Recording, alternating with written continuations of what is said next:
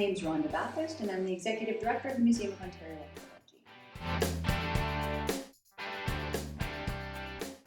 It was founded by the Jury family, so Wilford and Amos Jury first found the museum.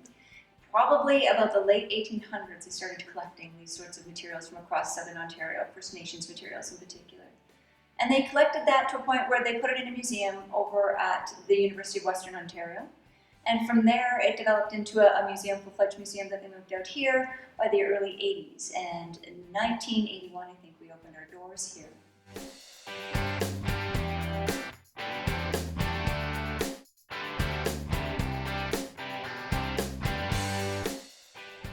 We're very excited about our new virtual reality exhibit. It's a new way of delivering the sort of content that we have here on our shelves in a new and exciting way. So people can now experience different sorts of artifacts, different sorts of environments by being completely immersed in them in a virtual way.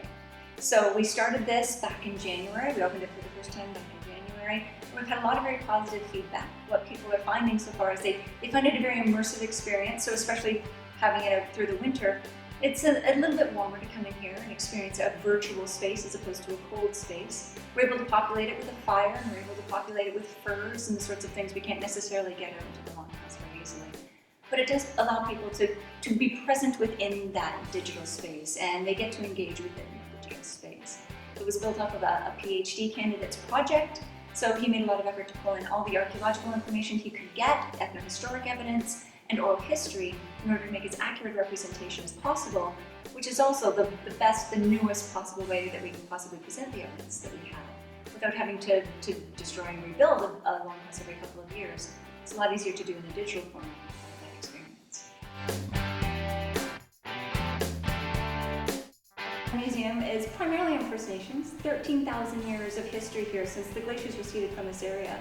People moved into this area. And primarily First Nations history makes up the bulk of the history that we have here at the museum.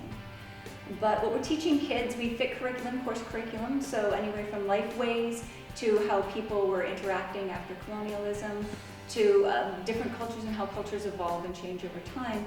We fit course curriculum for children's classes that come into the museum. So we try and fit not just their interests, but the general public's interest as well.